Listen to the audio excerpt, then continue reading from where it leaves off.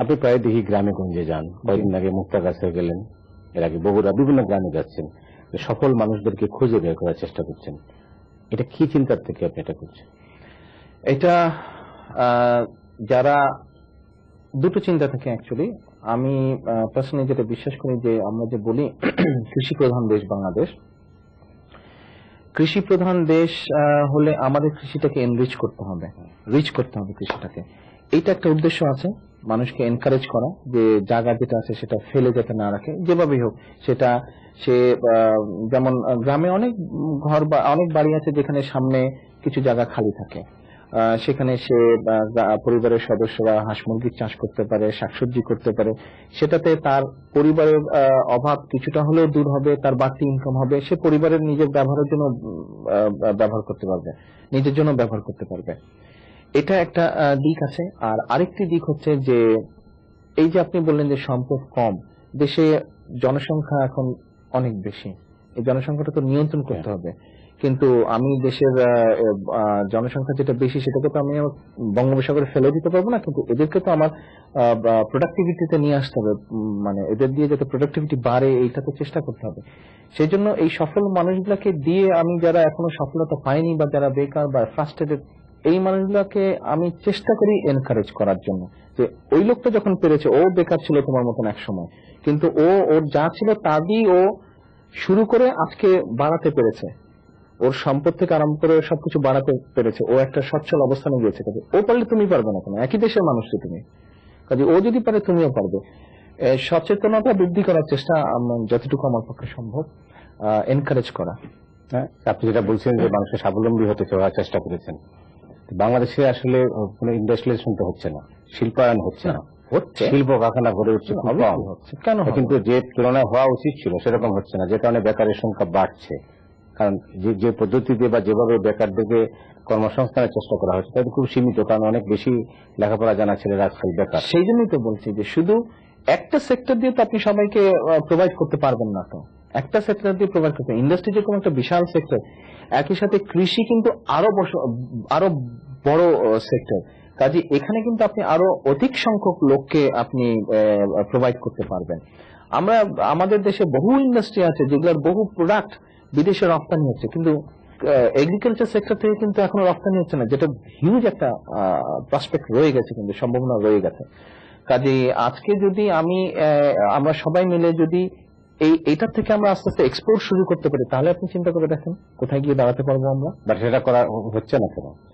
সেটা করা হচ্ছে না বিষয়টা না, সেটা করার মতন হয়তো পরিস্থিতি সৃষ্টি হয়নি। যেমন এইবার আমাদের সরকার এগ্রিকালচারের জন্য কিন্তু আলাদা, এগ্রো বেস ইন্ডাস্ট্রির জন্য কিন্তু আলাদা গভর্নমেন্ট থেকে ফান্ড দিয়েছে, সবকিছু করেছে এনকারেজ করার জন্য। সেটা কাজে আমরা চেষ্টা করছি, আমাদের সরকার চেষ্টা করছে, আমাদের দলের তরফ থেকে আমরা চেষ্টা করছি। আপনি নিজেও বললেন যে আমি ব্যক্তিগত উদ্যোগে আমার পক্ষে আমার দলকে সংগঠিত করে আমাদের একটা ফাউন্ডেশন আছে, জিয়া রহমান ফাউন্ডেশন, সেটার মাধ্যমে আমরা চেষ্টা করছি মানুষকে এনকারেজ করা। আমি মনে করি যে রাজনৈতিক দলের অ্যাকচুয়ালি কাজ হচ্ছে কিন্তু মানুষকে সচেতন করা, মানুষকে পথ দেখানো, এটাই হওয়া উচিত রাজনৈতিক দলের কিন্তু মেইন উদ্দেশ্য। ক্ষমতা দখল শুধু মুখ্য কাজ না, না, ক্ষমতা দখল কথাটা এইভাবে না। বিষয়টা হচ্ছে যে হ্যাঁ, আমার তো একটা রাজনৈতিক দর্শন আছে, আমি দেশকে নিয়ে বা দেশের মানুষকে নিয়ে একটা কিছু চিন্তা করছি। এখন মানুষ ভোট দিয়েছে আমাকে, বা মানুষ একসেপ্ট করেছে আমার আইডিওলজিটাকে বা আমার ম্যানিফেস্টোটাকে একসেপ্ট করেছে, সেটাকে তো আমার ফুলফিল করতে হলে, সেটাকে সফল করতে হলে, যখন মানুষ সেটাকে একসেপ্ট করে, অবভিয়াসলি আমাকে তো গভর্নমেন্ট ফর্ম করতে হবে। নির্বাচনী প্রতিশ্রুতি যেগুলো বিএনপির সময় দেওয়া হয়েছিল সবকটাকে এখনো পূরণ হয় নাই, না বাকিগুলো পূরণ করার ব্যাপারে আপনাদের সরকারকে কিছু বলছেন? আমাদের সরকার সে ব্যাপারে যত্নশীল, সে ব্যাপারে সচেতন, আমরা তো চেষ্টা করছি অবশ্যই। 2004 সালে আপনাদের দলের কার্যক্রম কি হবে? সাংগঠনিক কার্যক্রম সব মিলে যেটা হচ্ছে খুব সংক্ষেপে বলতে হয় যে যতটুকু পারি আমরা চেষ্টা করবো আমাদের সরকারের যেগুলো ভালো কাজ আছে সেগুলোকে মানুষের সামনে উপস্থাপন করা দলের মাধ্যমে। এট দ্য সেম টাইম আমাদের দলকে আরো যতটুকু সম্ভব শক্তিশালী করে, রাজনৈতিক দল হিসেবে যেটা আমাদের কাজ, ভিত্তিটাকে মানুষের মধ্যে, দেশের মানুষের মধ্যে, গ্রাম গঞ্জ মফস্বল থানা ইউনিয়ন মানুষের মধ্যে আরো বেসটাকে স্ট্রং করা। সাধারণ মানুষের উদ্দেশ্যে কিছু বলবেন? জি বলবো। সেটা হচ্ছে যে আমাদের সামনে একটি সুন্দর সময় এবং সুন্দর দেশ অপেক্ষা করছে। আমরা যদি সবাই চেষ্টা করি, সবাই আন্তরিক হই, সবাই অতীতের ভেদাভেদগুলো ভুলে গিয়ে আমরা যদি একসাথে কাজ করি, নিশ্চয়ই আমরা ভবিষ্যৎ বংশধরদের জন্য একটি সুন্দর দেশ গড়ে তুলতে পারবো।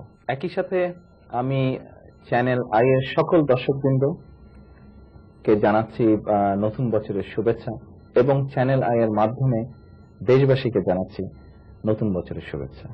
ধন্যবাদ তারেক রহমান চ্যানেল আই স্টুডিওতে আসার জন্য। চ্যানেল আই কর্তৃপক্ষকে আমরা ধন্যবাদ জানাই, তারা এই সুযোগটা আপনাকেও যেমন কথা বলার সুযোগ দিয়েছেন, আমাকেও সেই সুযোগটা দিয়েছেন। তো শেষ কথা হচ্ছে, বাংলাদেশে এই মুহূর্তে দরকার আলো, আরো আলো।